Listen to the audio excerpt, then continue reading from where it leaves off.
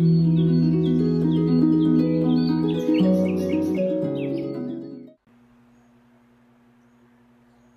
guys. Um, Actually, let me hold my. Okay. Hi guys. So I have to whisper because it's like literally 3 o'clock in the morning, and I don't have a topic per se for this week's episode, but I felt like just yapping about Jesus. So I think this week's episode will be about what Jesus saved me from and just how good he is and the things that I have realized in my walk with him so far. So yes, let's just sit and talk about God. Now, before I came to Christ, I was very the opposite of how I am now. I was not even speaking the way I would speak, right? Most of you have already known or probably crack the code or figure it out. I don't really talk about where I'm from, right? But I am from the Caribbean. I am from Trinidad and Tobago. Many of y'all have seen me in public already and have spoken to me and came up to me and told me hi and etc. And yes, so my country is very interesting. It's a culture of partying and drinking and what we call liming, right? And very interesting music, I would say. And before my life with Christ, I was living for the world. I was caught up in the culture of Trinidad and Tobago. Not carnival. I never liked carnival. Like even before Christ, even before I was worldly, I never liked carnival. I don't know, just wasn't my thing. But I would party and I would listen to all these very interesting genres of music. I would listen to dancehall and what we call gunman music and stuff like that. I would listen to all of those things and I would sing it word for word and I would just, so caught up in it. Oh my gosh. That's why I said I don't the way that I was before Christ, I am not the way that I am now. I don't even speak the way that I'm speaking now. I never used to speak like that before. But when I really sit and take a look at how much I have changed in the way I think, in the way I carry about myself, in the way that I speak, in the way that I interact with others, you can just tell Jesus entered. You could just see a divine intervention took place in my life because no sane person is going to just wake up one morning and just decide, oh my gosh, I'm gonna change my life. I'm just gonna get up and just we're gonna have a drastic change. No, nobody does that unless they experience the Holy Spirit. And you'll have a look at my testimony. I met Christ one night on January the 11th, 2024, on the floor of my bedroom, asking him to save me from a breakup. And here I am today, guys. But my life before Christ was very interesting. Again, I would party, listen to a bunch of different music, and when I really sit and look back at it, it's like, wow, Jesus could have ended my life any moment. He had every reason to take my life because of the way I was living, but he did not. He gave me grace and he waited for me to come to him. He waited for me to realize what I have been missing. He waited for me. And it is by grace through faith that we are saved. It's not until I had nothing else in my life, when I realized that nothing was working after that breakup, I tried everything. I tried, you know, getting high and drinking and like filling the void with secular music and talking to multiple people and just playing as like a bunch of boys and just leading them on. It's like I tried everything to fill this void and I was like I just can't take it anymore. I'm just gonna go on. I'm just going to talk to God because that was literally my last resort here to speak to Jesus. And when I came to him broken, devastated, depressed, like I had nothing to offer to him. I just I just wanted to talk to him. I came to him with nothing and he gave me everything. What person in this world do you know will give you everything when you have nothing to offer? In that moment, all I could have given Jesus was my broken heart.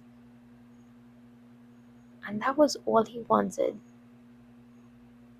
He didn't want me to give money to the poor in that moment. He didn't want me to go to church. He didn't want me to call him Lord. He didn't want none of those things. He just wanted my broken heart. Me giving him my broken heart was all the sacrifice that pleased him. And that is why I will forever always run back to God. Anytime I feel any certain type of way, because that is all He requires, a true, open, soul seeking sacrifice. And after I came to Christ, everything changed. I didn't hesitate to drop things for Him because it was worth it. Seeing Him save me that night made me realize there is nothing more I want in this world than Him. Therefore, I will give up everything for you. And the more I studied Christ after that night, I just dived into my Bible. I didn't understand nothing I was reading. I didn't even have a physical Bible. It was just me and my digital Bible on my phone and YouTube. Those two things are what started me to where I am today. I didn't have a physical Bible until like 6 months after a Bible was given to me. And that is the Bible I have today. It was just me, my digital Bible, and YouTube, and sermons, and prayers, and worship. I stuck at that routine. I stuck with those things I had for months, for weeks, for days. And I just kept digging and digging and digging more and more and more for Christ. And the more that I found out about Him, the more I found out who this person was and the things He did for me, and how life works, and the Bible, and just learning everything. I just fell more and more and more in love with Him.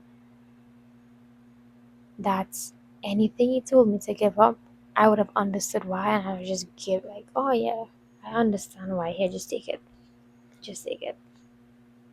So giving up things for God was not really hard for me until it like really boiled down to some difficult things. I understood why, but my flesh was like it's like my flesh was trying to comprehend what was going on. My flesh and my spirit was like, what is going on? It just wasn't like my spirit knew I had to give this thing up, right? But then my flesh is like, what? Why? No, it will hurt, but I did it anyways because I knew what it cost. I knew that following Christ costed something. So I would always deny the way I feel. No, I lie. I would not deny the way I feel. I would always acknowledge the way I feel about it because at the end of the day, we are human and we will feel hurt when we are giving up things that we truly deeply love and care about. And God completely understands that. He completely understands that. So I would sit with the hurt before God and be like, it really hurts me to give this up, but I will. But it really hurts me. I wouldn't pretend like, oh, I have to give this up. So I shouldn't be feeling that way. No, we are human.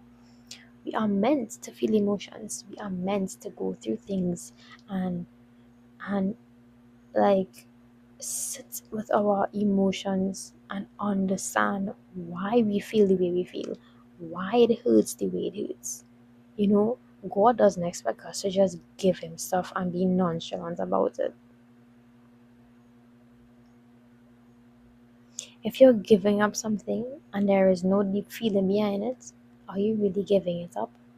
Does it really mean a lot to you? Are you really giving a worthy sacrifice? Like, think about it that way. Actually, some fire bars I just hit there, I need to say it one more time. If you are sacrificing something and it does not sting you a bit, is it worthy of sacrificing? You understand? But after that, there were certain seasons I went through in my life where I would, like, let's say, start a business, start a relationship, start a friendship, do something concerning with school, right? And these were all things I did before I met Christ, and every time I did it, it always failed. It always failed, it always crashed, it always fall apart. I didn't pass it. And it's not until like a couple of months after coming to Christ that I realized the things that I did not have Christ at the center of were the things that fell apart. And I understood why it failed. And that's when it clicked to me how crucial it is for me to have Jesus at the center of every single thing in order for it to really flourish. After that, I decided, you know what, Amelia, we have to put God in everything. We have to include him in every single thing. Not just because we want him to flourish, but because we want him to feel welcomed in every part of our lives. Because he's not just our God, he's our best friend. He's our friend, he's our father, he's our brother, he's our bridegroom, he's everything. We needed to build a relationship. We need to build relationships with God, not just in this religious, or I have to kneel down and pray because he's God. No, that's religion. We need to genuinely build a relationship. If you could know the ways of keeping a relationship earthly with a man or a woman, you could more than keep a relationship with Christ. Because you know the moral and the ethics it takes to keep a relationship. You know, you have to speak to the person every day, you have to check on them, make sure they're doing okay, but then you also have to make sure that you're not doing things to hurt them. You have to also check yourself to make sure that you're doing things to honor them, to respect them, to show that you love them and care about how they feel. That is how we are to be with Christ. And that's how I started to think to myself, like, okay, this is not just a religion. I have to truly take into consideration that the things I am doing will affect the way God feels. And if I love Christ, I would know I don't want him to feel any way. If I am doing something that don't please him, he needs to be pleased more than I am pleased. And when he is pleased, then I will be pleased because I am his follower, I am his servant. This is a relationship, it's not a religion. When you start to move like Christ is in every single part of your life, you will then start to realize this is what it takes to have a true relationship. This is why we preach and proclaim that you need to have a relationship with Christ first before you can maintain a earthly relationship. Because if you can do things to hurt God behind his back, or even do things blatantly, bold-facedly to hurt God, who's not to say you can do the same with your partner?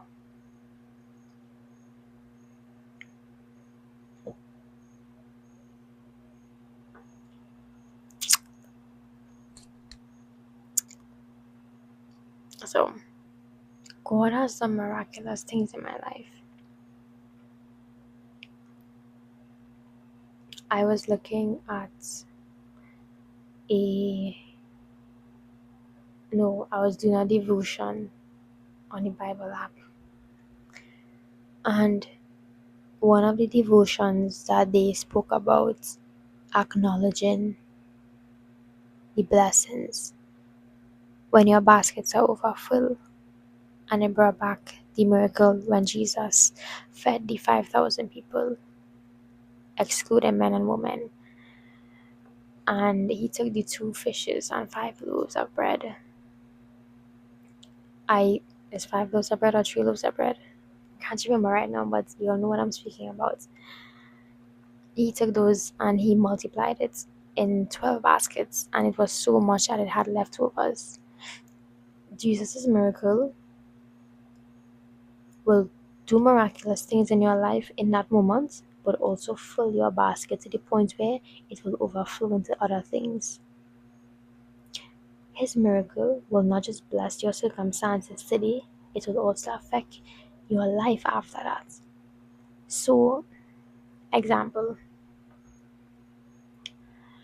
when I ask God to save me from something, right, and He saves me in that moment, I know to myself that even though I was saved that day, His miraculous power made me feel comforted that day. But it also opened up my eyes to see His goodness, and that is something I can move with every day after. Knowing that that day He did not just miraculously save me and comforted me, He also showed me how good and loving He is. So Jesus' miracles are so good that it will overfill the basket, and you will have leftovers to look back at that you can carry along with you in your journey. Because there is so much abundance when God enters your life. There is so much abundance when you cry out to God. When He comes to save you, He doesn't just save you in that moment. He also does miraculous things in other areas of your life that you will probably come to realization later in time. But it come like He plant a seed and you thinking is one flower when He plants multiple seeds in that dirt. And in that moment you needed that one flower rose. And then when you needed other flowers at certain times, you did not know that God planted those other seeds in the dirt. Little did you know you had multiple flowers waiting for you at the right time to receive it. Because He doesn't just bless us once, He blesses us abundantly. And He will forever do that because that is who He is. He is good. I cannot explain how good He is. And even if your circumstances is not good, and even if it's not, He is still good. He's still good. And all we have to do is just obey. Obedience is our job. The outcome is God's job. We are called to pray and plant the seeds. He didn't send us to water it. He didn't send us to nurture it. You plant it. Just plant it and He'll do the rest. He'll do the rest. Why stress on a plant that you have no equipment to work on? Meaning, you don't have the powers to change somebody. You don't have the miraculous powers to do it. You are just called to plant it. And the farmer will come and deal with those things. God will come and deal with them. He just wants you to prep it, basically. He just wants you to prep the soil for Him. We are going into 20 minutes into this episode. I think I've yapped enough. Actually, I don't ever yap enough, but there's so much more things I want to speak about. I could just sit and yap about God and how good He is. Like, we don't even have to focus on a specific topic to do an episode. Just sitting and speaking about God's goodness is enough for me, and I would love to do that. So I think we will just make that a norm in this podcast and YouTube channel. But as always, I hope you guys enjoyed me yapping about how God saved me, what He saved me from, as well as the things that I have learned in my walk with Christ. And I hope that it taught you guys something too, you know, because I can't be the only one who learning. I love to share things I went through with you all so that you all can relate, you all could learn from it and be able to share it as well. So, I will see you guys in the next episode. So, bye bye.